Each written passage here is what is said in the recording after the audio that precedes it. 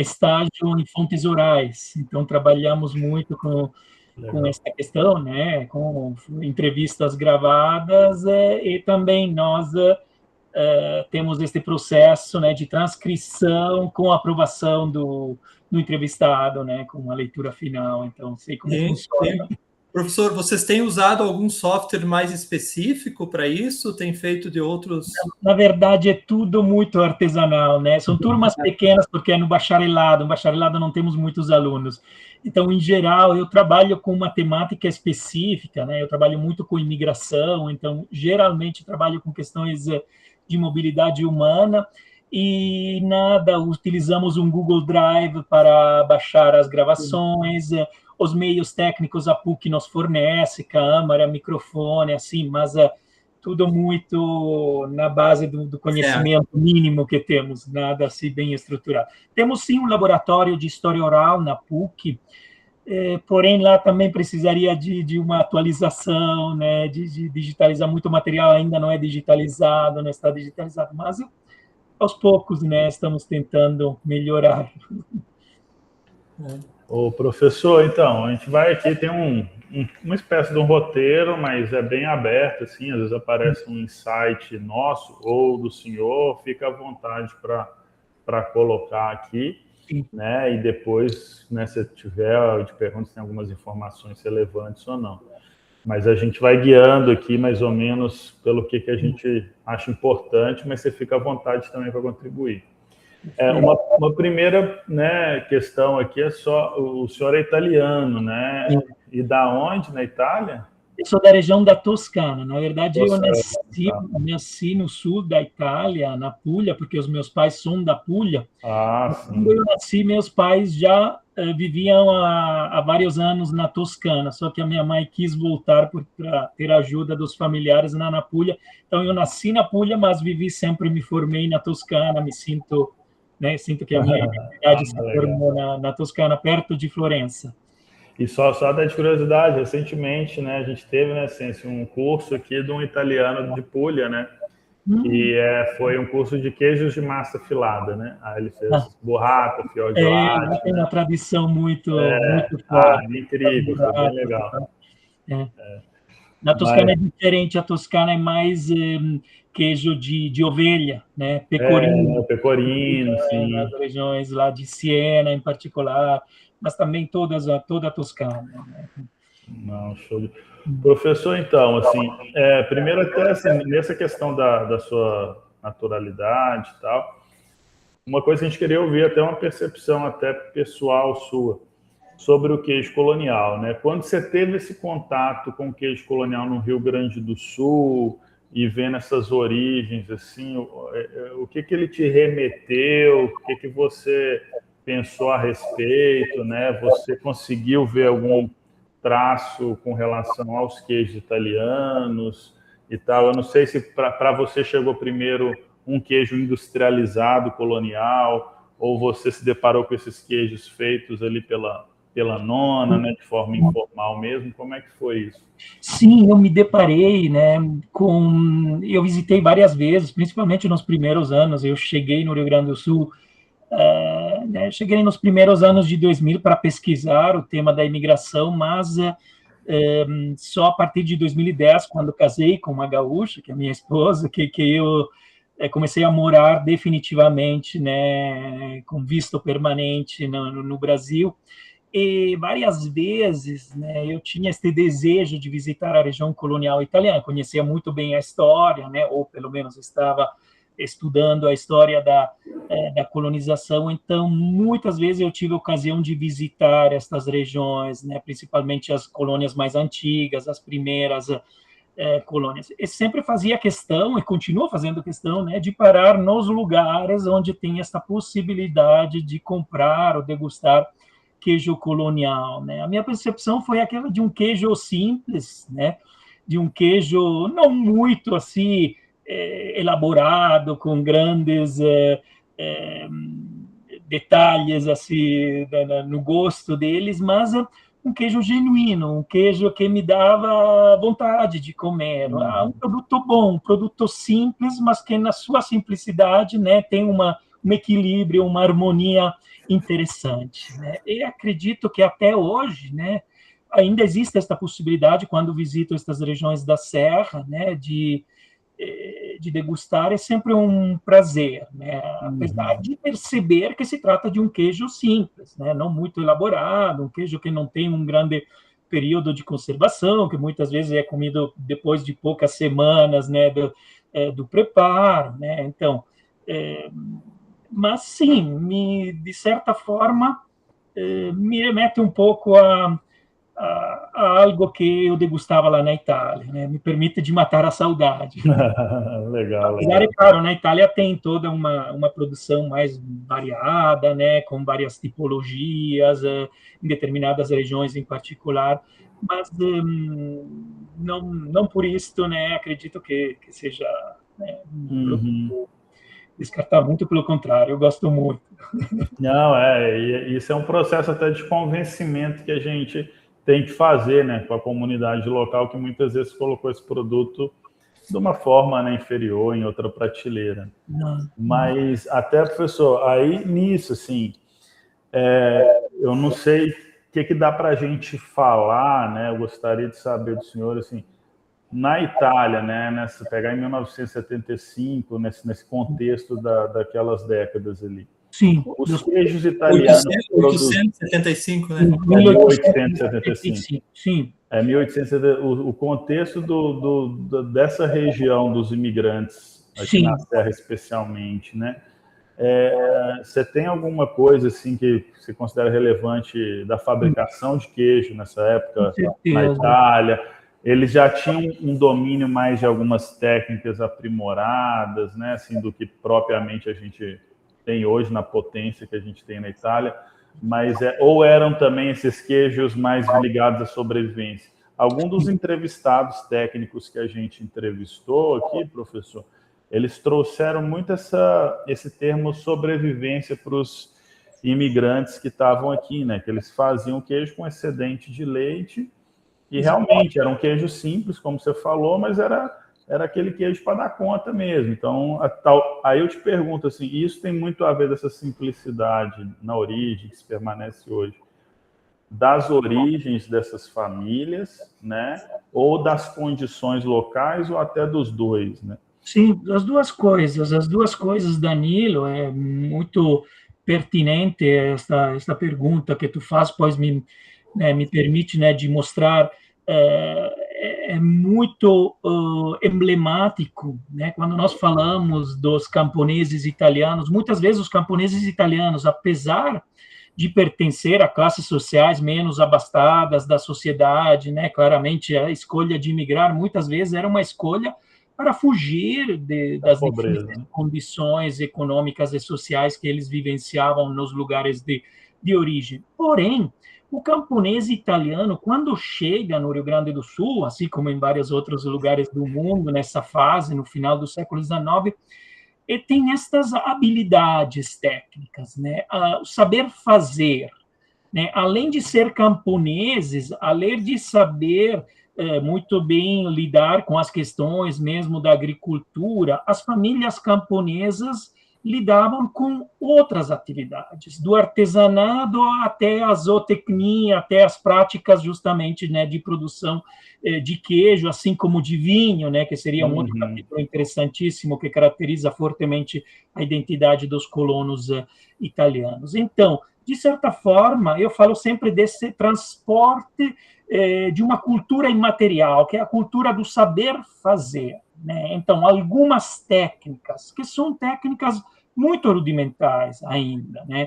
Nós temos uma enquete que foi publicada justamente nesse período, depois da unificação da Itália, uma enquete social e econômica que se chama Inchiesta Iachini, que foi publicada de 1877 até 1885, para mostrar quais eram as condições sociais e socioeconômicas das comunidades italianas nas várias regiões, né, da Itália. E relativamente ao Vêneto, relativamente a estas regiões do norte da Itália, de onde provém a maioria da imigração italiana no Rio Grande do Sul para as colônias, né, se demonstra, através dessa enquete, que existia uma situação de grave pobreza mesmo. Então, os camponeses tinham uma dieta muito pobre, né, que era baseada principalmente em cereais pobres, como a polenta de milho, que se torna também uma característica que continua na tradição depois das colônias, legumes, verduras silvestres, né? E também, quando conseguiam produzir queijo, né, eles preferiam produzir a manteiga para comercializar a manteiga, que era o produto que dava um retorno em termos econômicos. Então, o queijo que eles produziam, muitas vezes, eram queijos muito pobres de substância, porque faltava toda a parte da gordura, da nata, né, da parte que dava substância. Então, eles preferiam produzir manteiga, aquele pouco que tinham de leite, né, para produzir a manteiga para comercializar e ter um retorno econômico. Então, tem muitos testemunhos que indicam esta dificuldade em produzir um queijo de grande qualidade, né? Isto, pelo menos, até os últimos 20 anos do século XIX. Depois, o que muda nas regiões do norte? Se começam a formar, né, justamente com o Estado italiano, com a unificação, o Estado investe para tentar melhorar as condições econômicas nessas regiões, né? A mesma enquete é uma demonstração de querer, né, analisar bem a situação para criar possibilidade para melhorar a agricultura, para melhorar a situação social e econômica desses camponeses, só que aos poucos se consegue fazer isso. Aos poucos, já a partir da década de 70, por exemplo, começa a se afirmar devagar, lentamente, um sistema cooperativo. Então, se chamava laterie sociali, né? Seriam leitarias sociais, uma forma de cooperativismo local, que começa a se afirmar justamente nessas regiões, que são as regiões de proveniência da maioria dos imigrantes do Vêneto. É só a partir do século XIX que a produção de queijo melhora no âmbito camponês, estamos falando, claro, no âmbito rural. E até a Primeira Guerra Mundial alcança também um bom nível, né? Mas é tudo muito devagar, né? Então, sim, muitas vezes os camponeses que chegavam no Rio Grande do Sul tinham um conhecimento básico de como produzir queijo, mas era ligado justamente a uma produção artesanal, familiar, de subsistência familiar, né? Que não incluía técnicas refinadas, técnicas modernas, e que não se preocupava nem muito com os aspectos sanitários. Uma dúvida só, professor. Danilo, me permite só complementar uma pergunta, professor.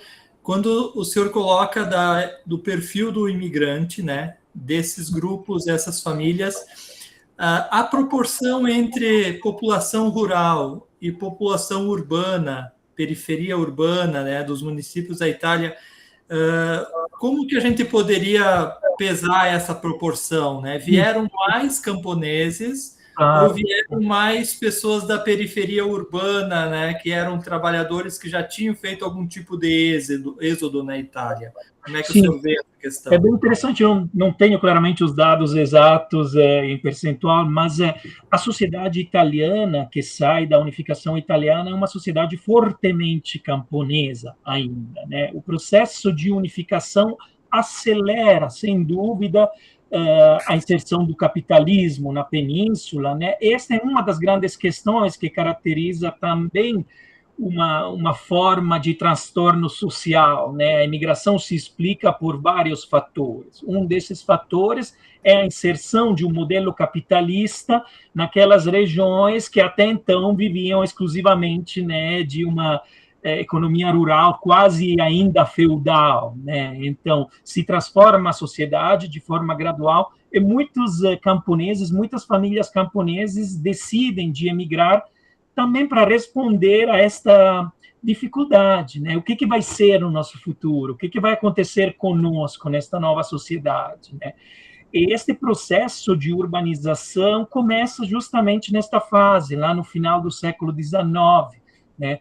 Quando realmente mudam os modelos sociais, mudam as formas econômicas, e tem uma inserção capitalista da Itália efetiva, né, gradual, mas efetiva, já a partir da unificação, que gera também uma preocupação social muito forte nos ambientes rurais, e que determina a mobilidade humana muito grande. Muitos vão no exterior, né, quem tem condições e quem tem uma série de condições para fazer isso, e outros também se transferem para as cidades, principalmente as cidades do norte, as principais cidades do norte, que começam a se transformar em cidades também industriais, né? Milão, por exemplo, mas também Turim, no lado ocidental da Itália, do norte, e Gênova, são as primeiras 3 cidades industriais da Itália, que assistem aos poucos, né, a um processo de urbanização de pessoas que se transferem das campanhas para as cidades. Estamos bem nesta fase mesmo.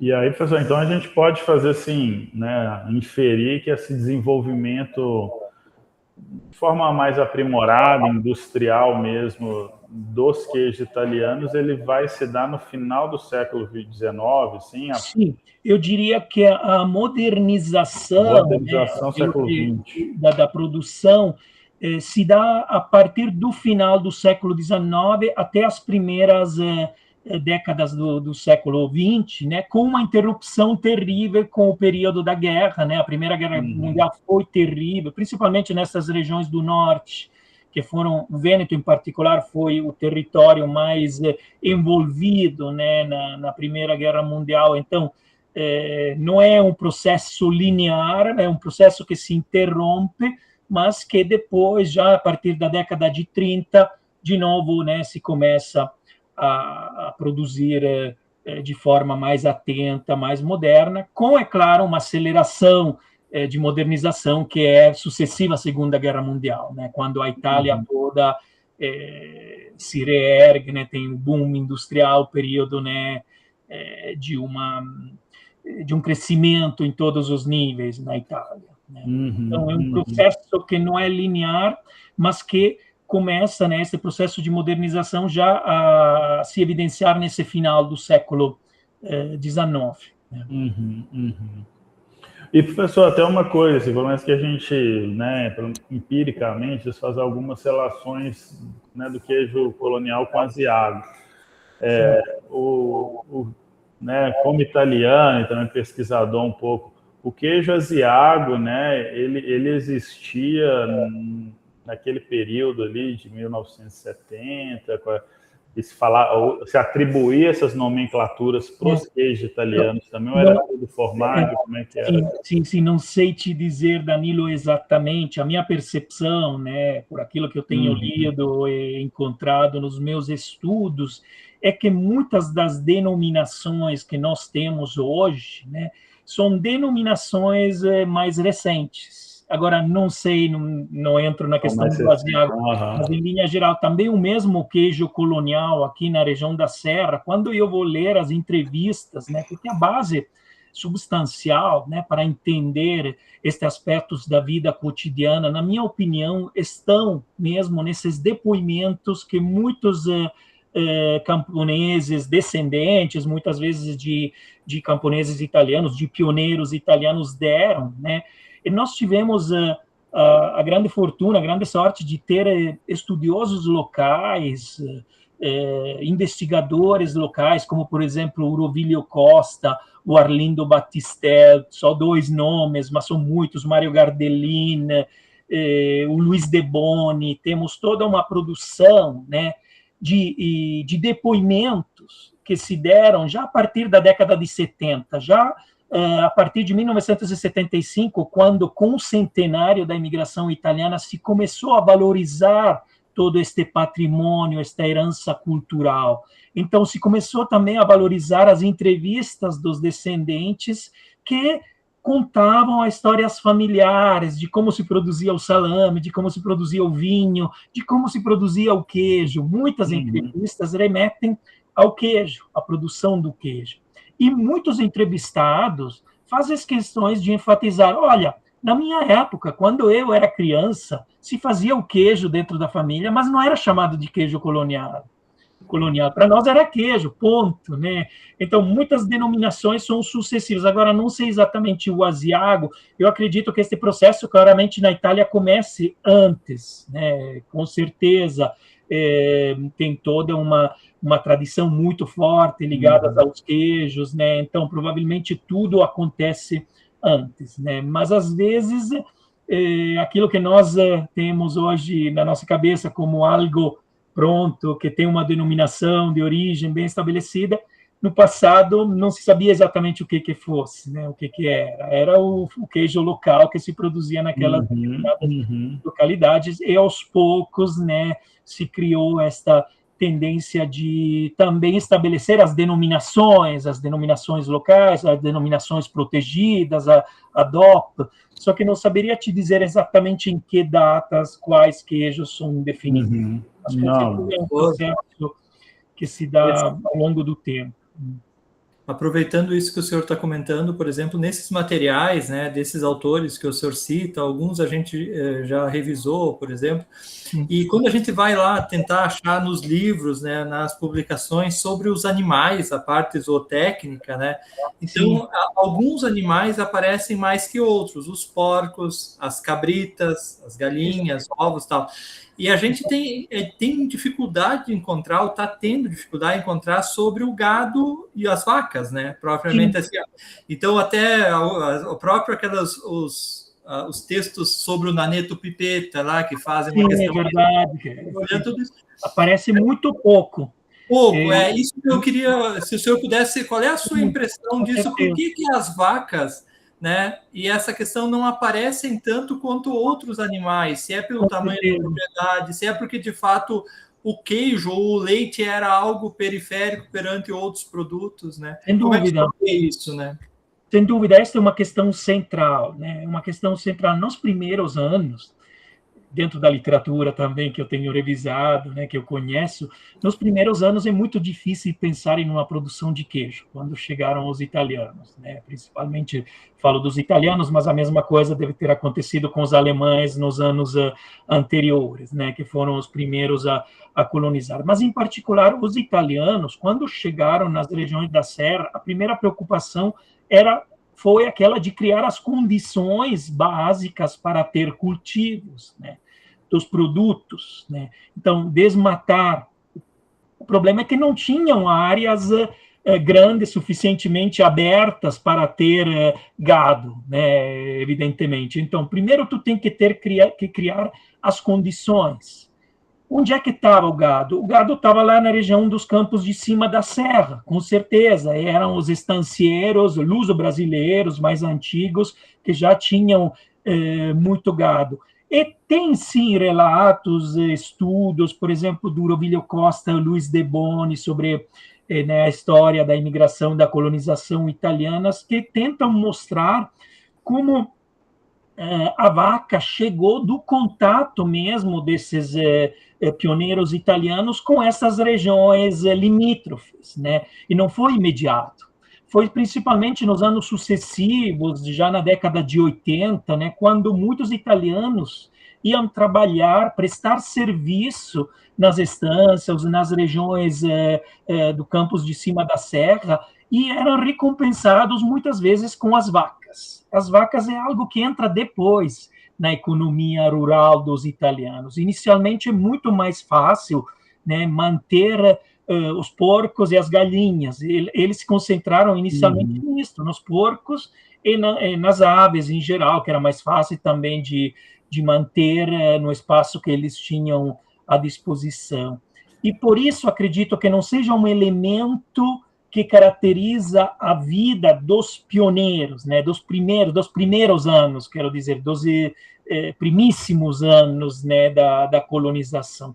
É algo que chega um pouco depois, né? Mas já na década de 80 e de 90 temos, sim, exemplos, né, de produção de queijo. Por exemplo, naquele álbum do cinquentenário, não sei se vocês têm consultado, é um álbum muito interessante, eu tenho... eu mostro para vocês a capa aqui. Este álbum aqui, que é publicado em italiano, é o primeiro grande álbum, né, comemorativo da imigração italiana, que foi feito em 1925 para celebrar os 50 anos da chegada dos grandes grupos de italianos para as colônias. Tem um capítulo específico sobre os vários produtos, e já se fala, né, assim como em vários relatórios consulares, não é a única fonte, são várias as fontes, né, também lá no final do século XIX se fala de uma produção de queijo. Então, sim, não é imediata, um dos grandes problemas é ter vacas, não era frequente ter muitas vacas, muitas vezes tinha poucas vacas para uma família, né? Então a produção inicialmente era mínima, mas já em 1900 mesmo, tem a produção de um queijo que é chamado de queijo parmesão, por um italiano que se chamava Bonfante, de Bento Gonçalves, que é exportado fora do estado. Então, ele é utilizado como símbolo do primeiro italiano que conseguiu exportar o queijo produzido nas colônias para fora do estado do Rio Grande do Sul. Bonfante. Isso faz pensar que já existia assim, uma produção, claro, muito ainda familiar, muito ligada, como se dizia antes, à subsistência familiar, né? Mas já tinha uma família e depois terá outras, né? Os anos sucessivos também intervém muito o cooperativismo. O cooperativismo ajuda bastante, né? Porque permite uma organização melhor. E terá também um outro elemento que muitas vezes nas pesquisas não é muito enfatizado, mas que para mim é central em tudo isto, é os investimentos que o Estado do Rio Grande do Sul faz para modernizar a agricultura, principalmente a partir de 1912, quando se forma o Instituto de Agronomia ligado à Escola de Engenharia de Porto Alegre. São chamados muitos técnicos da Itália, muitos mesmo, eu tenho alguns deles, é um estudo que eu estou me propondo de fazer para o futuro.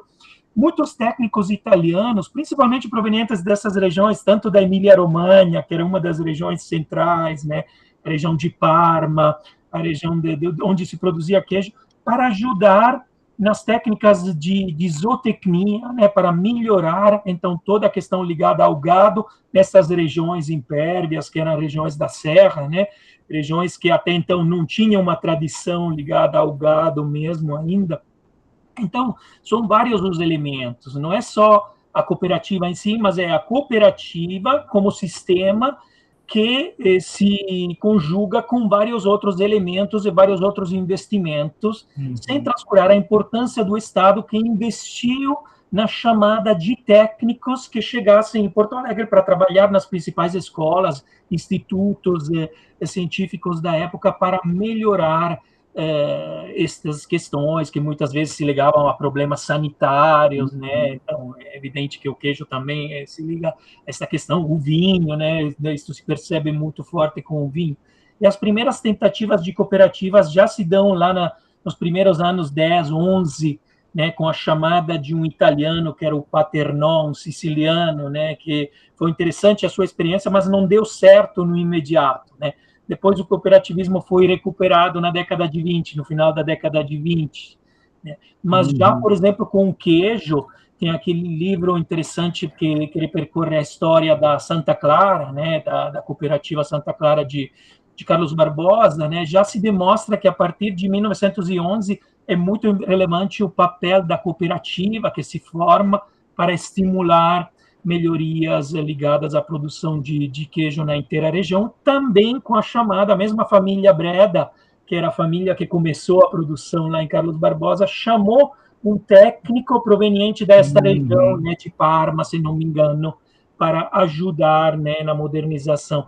Então, é todo um processo, né, que envolve estas mudanças, né? Eu diria que no Rio Grande do Sul, a partir da década da segunda década do século XX, se acelera este processo de modernização das técnicas, né? Não só na produção de queijo, mas também de vinho, a fruta, né? Como cultivar determinadas tipologias de frutas diferentes, tudo isso. Então, são vários os fatores, e não podemos ignorar o peso que o Estado teve naquele momento, né? Dentro da lógica positivista também, da ordem do progresso tudo aquilo que envolvia a necessidade de modernizar o Estado do Rio Grande do Sul.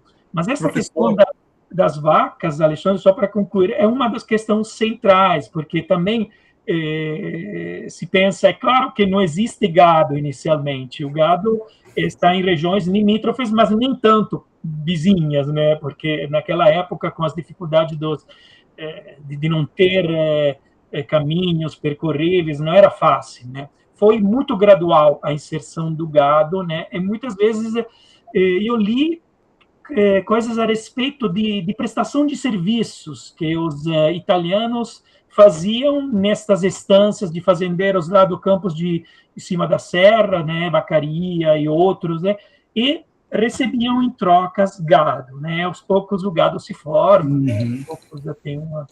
Eu queria, complementarmente a isso que o senhor está falando, professor, não sei se o senhor tem lembrança se as companhias responsáveis pelas imigrações, as empresas, né, que faziam essa mediação, nos seus financiamentos, né, quando as famílias chegavam de aquisição de terras ou os empréstimos e outras formas, se entrava também animais nessa? O senhor tem lembrança ou memórias disso? Olha, a lembrança que eu tenho era mais nas ferramentas, poucas ferramentas úteis para desmatar, né, para criar as condições para o cultivo, né? Além da viagem gratuita nos primeiros anos, porque não foi sempre a viagem gratuita, foi só nos primeiros anos, já a partir do final da década de 70, me parece 79, já as condições mudam, né? Mas não me lembro de referência às vacas, né? A animais desse porte, né? Inicialmente, né? Provavelmente, não sei também, assim, traz essa questão, né, que eu não sabia, né, desse trabalho dos italianos nas instâncias, e provavelmente, eu não sei, talvez um movimento tropeiro na região também, né, que trouxesse essas tropas com gado, eu não sei se dá para fazer alguma inferência com isso também, né, de deixar animais, né, aqui na região. O que eu percebi nos meus estudos é que antes de ter gado, tu tem que ter uma estrutura, tem que ter um terreno preparado, né, para dar acolhimento. Então, por isso que demorou, porque os italianos tinham que desmatar para criar as áreas suficientemente grandes e apropriadas para depois ter um gado e maior abundância, mas nunca, pelo menos eu, registrei uma abundância mesmo de vacas, né? Sempre se teve um cuidado muito grande com as vacas, né? Que, por exemplo, não eram utilizadas para carne, tu não tinha carne de vaca, justamente porque era preferível manter a vaca para a produção de leite, né? Que era uma produção mais continuada no tempo, justamente porque o queijo era um alimento rico, né, proteico, que podia garantir uma subsistência maior, né, dentro da família. O que se tinha mais eram porcos e galinhas, isso sim, com uma certa abundância, né? Isso se vê também nos relatos, nas correspondências dos italianos nos primeiros anos, não se fala de vacas, se fala essencialmente de porcos, temos porcos, temos muita polenta, temos galinhas em abundância, né? E de vez em quando conseguimos consumir carne, que já era uma grande conquista, porque na Itália os camponeses quase nunca conseguiam consumir carne mesmo, carne de gado, carne de boi, tanto que muitos dos italianos que chegavam no Rio Grande do Sul, ou italianos que emigravam do Vêneto nesse período, tinham uma doença que era a pellagra, que era a doença devida à falta de alimentos variados, né? Comiam só milho, só polenta, então era quase um único alimento que gerava problemas de pele, problemas mesmo de doenças, né? Que são lembradas ainda nas comunidades rurais desses lugares, né? Porque marcaram como um trauma muito grande a sociedade camponesa, principalmente lá no Vêneto, né? Para dizer como a carne, já ter pouca carne era uma grande conquista para o camponês que chegava na região colonial. Mas inicialmente, realmente, a carne de gado era algo exclusivo, era algo que que não tinha em grande abundância, né? Pelo menos do que eu percebo. Danilo, só aproveitar esse mesmo assunto, professor. Existia muito a prática da limpeza dos campos, né, retirando as pedras e a construção das cercas de pedras, né, aqui. Sim. O senhor associa a essa, vamos imaginar assim, na linha de raciocínio, que essas cercas de pedra, elas vieram para ajudar a conter gado, né, vacas e bois, sim. Ou elas, digamos assim, elas foram feitas primeiro e os animais vieram depois, porque havia já a necessidade de limpar os campos? Não, eu li depoimentos, pelo menos li uma literatura, me parece ligada a Aurovílio Coll, agora não me lembro exatamente, o Battistelli, que falava como se, no segundo momento, se começaram a construir estes muros de pedras que eram necessários para o gado mesmo. Então, eu acredito que uma coisa seja ligada à outra, né? Uhum. E aí eu não sei, até fazendo... Porque, assim, o que a gente vê até, né, assim, as que fizeram essas cercas de pedra, chamada popularmente taipas aqui, Sim. No campus de cima da serra, principalmente, tem muito, né? Uhum. E era uma coisa que se usava muito ali nos Açores, em Portugal também. Eu não sei se na Itália, né, não conheço, assim, se tinha esse tipo de cercamento com pedra também, né? Boa pergunta. Não sei te responder, Danilo.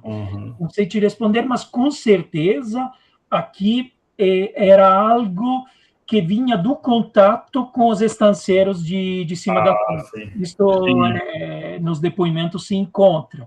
Né? Depois do contato com os estanceiros de cima da serra, então acredito que possa ser realmente essa questão, que seja mais de origem, que seja uma contaminação, assim como a história da imigração italiana é cheia, né, de contaminação multicultural. Este que é o aspecto mais rico e mais interessante do Rio Grande do Sul. Né? O mesmo queijo colonial, eu diria assim, preponderantemente italiano, mas também os alemães, muitas vezes que se dá a partir do contato, né?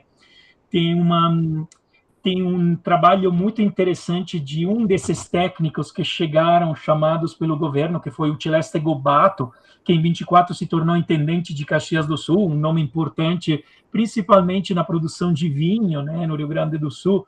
Era um enólogo, principalmente, mas era um agrônomo em geral, tinha estudado nas melhores escolas lá do Vêneto, em Conegliano, e ele escrevia livros muito ágeis, muito pequenos, para estimular justamente a melhoria e a modernização da produção, né, de determinados alimentos, e dentro desses alimentos também o queijo.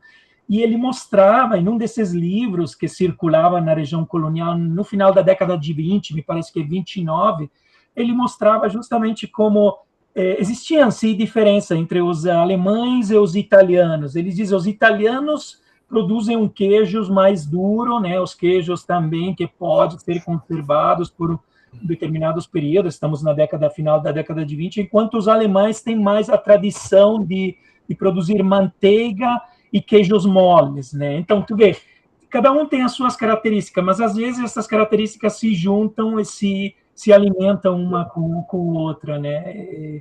E também a mesma definição de queijo colonial, acredito que não seja exclusividade italiana, mas que remeta também às colônias dos alemães e de outros grupos. É o que a gente até tem mergulhado bastante, né? E todos têm sido, né, unânimes de colocar também a importância desses outros imigrantes aí, professor. E aí até fazer assim como o vinho, Danilo, que, né, atribuímos principalmente, os alemães não faziam vinhos, né, ou faziam poucos vinhos, utilizavam a uva principalmente para compotas, doces, né. Porém, interessante, né, na história, ver que os italianos tiveram que recorrer aos alemães para ter as primeiras cepas, né, da Isabel, da videira Isabel, que foi a base depois do vinho italiano, que aos poucos se tornou melhor, aos poucos teve hibridação com outras videiras viníferas mas a videira americana chega nas colônias graças aos alemães que fornecem essas videiras aos italianos, e aos poucos os italianos melhoram a produção. Mas é interessante, na minha opinião, quando nós estudamos esses processos de colonização e de formação de identidade étnica, ver como todas essas identidades se transformam, né? E não tem nada de puro, né? O conceito de pureza não existe, não pode existir dentro desta, porque existe toda uma série de contaminações recíprocas que fazem desse conceito de colonial algo extremamente interessante, né? Tanto com os de origem lusa, né? Como com os outros grupos de imigrantes europeus, poloneses, alemães que fossem, né? Então, o professor, uma questão aqui, a gente teve, que me veio à cabeça nos últimos tempos, assim, boa parte dos padres, tal, acho que até hoje, né, tem essa origem italiana e tudo mais, né, e coincidia muito desses padres serem pessoas mais instruídas também, né, em muitas situações, e a gente tem, né, relatos na Europa, até em outros estados do Brasil, desses padres até dominarem a produção de alguns alimentos e tudo mais. Assim. Você acha que isso pode ter sido relevante? Não estou falando só para o queijo, mas para outras coisas assim também? Não? Sim. Eu acredito que a vida colonial em si, principalmente no caso do grupo dos italianos, seja muito ligada aos aspectos da religiosidade. E, por sua vez, se liga muito também ao aspecto de conferir, às vezes, formas de lideranças efetivas aos padres. Os padres têm uma relevância efetiva nas sociedades camponesas dos colonos italianos. Temos muita produção historiográfica que mostra isto, né? Inclusive, por exemplo, os padres das diferentes ordens religiosas. Também aqui temos uma pluralidade interessantíssima. Por exemplo, no caso do espumante produzido, o primeiro espumante produzido em Garibaldi foi da Peter Longo, né, que nós conhecemos como empresa até hoje, né, que tem de renome na região. Mas o Peter Longo, que era um trentino, né, um italiano proveniente dessa região limítrofe com a Áustria, né, também lá uma identidade, às vezes, confusa, ambígua, né, não se sabe, muitas vezes eles se sentiam italiano, outras vezes se sentiam austríaco, mas, claramente, Peter Longo, um sobrenome italiano, criador do primeiro espumante na região da Serra. Quem ajudou a produzir o primeiro espumante foi um padre marista, francês, né? Então, um religioso francês do grupo dos maristas, que ajudaram na produção de espumantes, porque os franceses até então tinham um predomínio do conhecimento, e Garibaldi, em particular,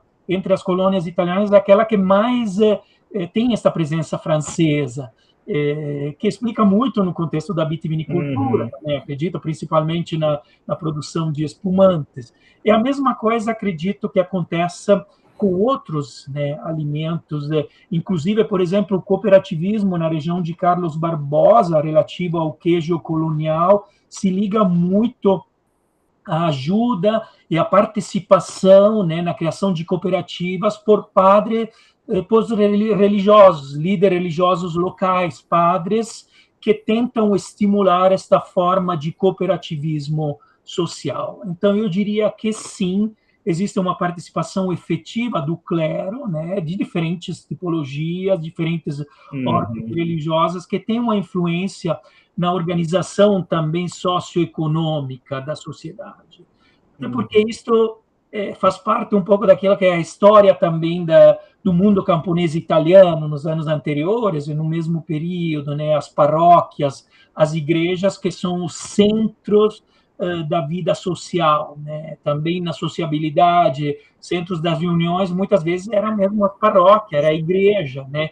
Então, toda a vida que ligada também aos aspectos da tradição, da gastronomia, da culinária, se ligava também aos aspectos religiosos, né, da reunião da família, do domingo, do comer juntos. Uhum. Eu acredito, sim, que exista uma forte influência, né, da Igreja Católica, em particular nas colônias italianas, né, também na organização dessas atividades rurais. Produtivas, né? Uhum. O professor, assim, mais alguma coisa aqui que eu queria a sua opinião também, que eu assisti aqui, acho que a gente vai finalizar, né? Se não tiver mais algumas Sim. considerações também,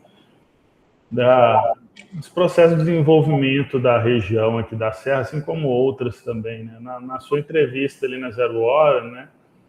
Você cita uma coisa da questão desse processo de migração que seria uma reforma agrária. Na sua concepção também, essas regiões de colônia no Rio Grande do Sul, né, o grau de desenvolvimento, de organização delas, né, até ser superior a outras regiões que não tiveram a mesma forma de ocupação de território, né, seja o Campo de Cima da Serra, a região da Campanha também, né, se deve a esse processo, né, que a gente pode falar de reforma agrária nessa região, assim? Sim, eu sempre utilizo essa expressão, sempre com as aspas, no sentido que sabemos bem que se trata de uma reforma parcial, de uma reforma que caracteriza só determinadas regiões do Rio Grande do Sul. Nós sabemos, por exemplo, que podemos traçar uma linha na metade do estado para ver, olha, essa tipologia, né, de organização colonial, né, de mudança na agricultura acontece só na região setentrional. O sul é deixado, não acontece nada, tanto que os mesmos estancieiros do sul não contrastaram efetivamente este processo, né, de reforma, porque não ia a criar problemas naquelas que eram os grandes sistemas das estâncias, né, que dominavam o sistema econômico da inteira região, né? Então, tudo aconteceu de forma pacífica, porque era uma reforma parcial e era uma reforma que não ia a mudar de forma revolucionária a estrutura social do Rio Grande do Sul. Isso é muito importante enfatizar, porque muitas vezes recebo críticas dizendo, não, mas a reforma agrária é algo que remete a uma mudança estrutural profunda. É claro que não temos uma reforma estrutural profunda da sociedade gaúcha naquele momento, naquele exato momento, mas temos que também pensar alguns elementos que são fundamentais para entender este processo. O que era o Rio Grande do Sul quando começou o processo de colonização? Quantos habitantes tinha o Rio Grande do Sul em 1824? Não temos dados exatos, mas se pensa que fossem cerca de 150, 160 mil habitantes em 24, quando começaram a chegar os alemães, o que corresponde a uma percentual mínima se nós comparamos com a Itália, que, por exemplo, é um país que tem o mesmo tamanho do Rio Grande do Sul, é um pouco maior, né? Me parece que o Rio Grande do Sul é 280 mil quilômetros quadrados e a Itália é 300 mil quilômetros quadrados. Então, quase do mesmo tamanho, nos permite fazer uma relação. A Itália, no começo do século XIX, tinha mais de 17 milhões de habitantes. E o Rio Grande do Sul tinha pouco mais de 100 mil habitantes. Então, aqueles 40, 50 mil alemães que chegam, em termos relativos, representam, sim, uma revolução demográfica. Assim como aqueles quase 100 mil italianos que chegam em 30, 40 anos, representam uma revolução demográfica e representam, sim, uma mudança importante na organização de determinadas atividades econômicas no estado do Rio Grande do Sul, né? Então, temos que considerar bem esses fatores. Por isso, porque tu pode dizer, tá, em relação a hoje, nós temos quase 11 milhões de habitantes no estado, 100 mil, 85 mil italianos seria pouca coisa, né? Mas, na época, representavam uma proporção relativamente muito grande dentro da perspectiva demográfica daquela época. Então, aquela reforma marginal, parcial, que é feita naquela região da Serra Gaúcha, permite que muita população, né, começa a se reproduzir no estado, né, e por isso se explica que hoje o estado do Rio Grande do Sul, quase um terço da população do Rio Grande do Sul, tem uma origem, por parte de mãe ou de pai, uma origem italiana, assim como muitas vezes é uma origem alemã também. Então, porque claramente o momento de partida, as condições demográficas de início eram diferentes daquelas que são hoje. Então, por isso, é uma transformação social importantíssima. A colonização em si transforma o território do Rio Grande do Sul, né? Mas, ao mesmo tempo, não podemos dizer que naquele momento muda os equilíbrios daquela... Porque os estanceiros do Sul continuam tendo suas estâncias, continuam tendo o seu prestígio social, né? Só que, aos poucos, esta região das colonização se torna uma região importante. E também aqui temos que distinguir, porque a quarta colônia não é igual à região da Serra, né, gaúcha.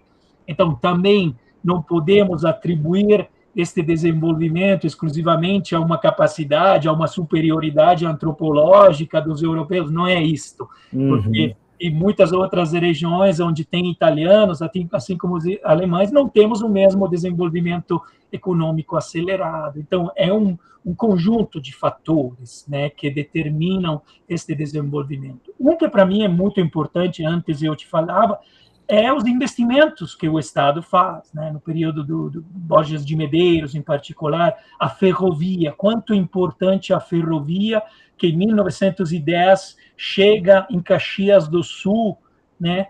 E como muda, aquela realmente é uma revolução, né? A revolução dos transportes, quanto são fundamentais, né, para encontrar um escoamento para a produção, né, que realmente lá muda toda a situação dos transportes, né? Então, o fato que na região da Serra Gaúcha temos colônias, é um mundo mais isolado, talvez, o fato que imediatamente os italianos começam a desenvolver uma necessidade quase de fazer sistema, de criar cooperativismo, de criar algo que permita uma ajuda, uma solidariedade recíproca. Então, são muitos os fatores que explicam este desenvolvimento, né, com a passagem da agricultura para o comércio, sucessivamente, né, se formam os capitais para favorecer aquele desenvolvimento industrial que é exemplar. No mundo se estuda isso. Na Itália se estuda o desenvolvimento industrial da região da Serra a partir, né, de comunidade de camponeses colonos, né? Só que isso não acontece de forma homogênea em todo o estado. Então, a quarta colônia tem um desenvolvimento diferente, então, não é uma questão que se liga só ao saber fazer, a superioridade dos italianos, dos alemães, que seja, né? Mas é um conjunto de fatores que favorecem aquela região, né, a partir de condições de extrema dificuldade, de um isolamento, né? Todas estas condições se tornam um desafio importante para tentar criar um sistema de proteção, de garantia, de ajuda recíproca, que talvez seja a explicação, né, deste processo virtuoso que acontece, né, nessa região, né, com as câmaras de comércio, em Caxias, já no início do século XX, de como existe uma capacidade, né, de juntar as forças, né? O cooperativismo ajudou bastante na produção do vinho, nós enxergamos bem isto, né? Então, um conjunto de fatores que remetem um pouco a todas estas questões. Não, muito interessante saber disso. E, de certa forma, influencia também para a gente referendar um pouco essa questão do queijo colonial da Serra Gaúcha, né, como identidade de território, são elementos legais de trabalhar. Com certeza. Mas é mais ou menos isso, professor. Não sei se vocês quiser mais alguma coisa relevante. De minha parte, tudo ótimo, professor. Eu agradeço. Comentários, informações, orientações, né, Danilo, aqui, a partir de algumas dicas, né, e sugestões, a gente vai dando continuidade. Abre um leque de coisas aqui. Muito bom. Eu acho que seja interessante o trabalho que vocês estão fazendo. Eu não sei a finalidade exata, se é a criação de uma denominação de origem, mas acredito que seja muito apropriado nesse momento histórico que vivemos, também em relação aos acordos novos que tem com a Europa, etc. E realmente existe todo um revival étnico hoje em dia na região da Serra, na região, né, que às vezes se cria a partir também de uma construção de comunidades imaginadas, de visões idilíacas também do passado. Mas acredito que esse não seja o caso, né? Por exemplo, da valorização de alimentos importantes, como foram os vinhos, como foi, com certeza, o queijo colonial. Então, sempre temos que diferenciar. Às vezes existe um excesso, né, de revival étnico que leva a recriar elementos do passado, transformando aquela que era a realidade. Mas, nesse caso, me parece que existe uma genuína intenção, né, de repercorrer as dinâmicas históricas efetivas, né, para valorizar um produto que teve, sim, uma relevância significativa.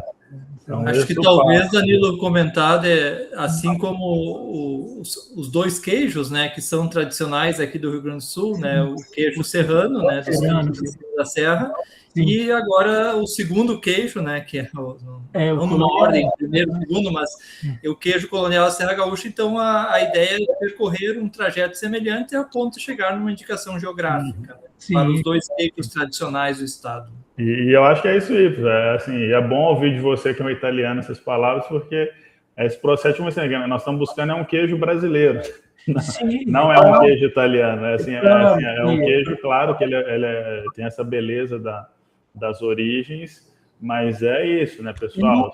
É um queijo brasileiro. Exatamente, a partir daquele discurso que se fazia no início, que não temos que fracionar, né? Os italianos da Serra fazem parte da cultura gaúcha, né? Nós celebramos costumes gaúchos, até porque muito muda em relação àquilo que era na Itália, né? Muitas vezes os italianos que hoje visitam a Serra Gaúcha percebem que muitos dos elementos que são colocados como os elementos italianos, né? Se enfatiza muito a italianidade, e eles na Itália não conhecem, né? O galeto, por exemplo, é algo congelado lá no tempo, né?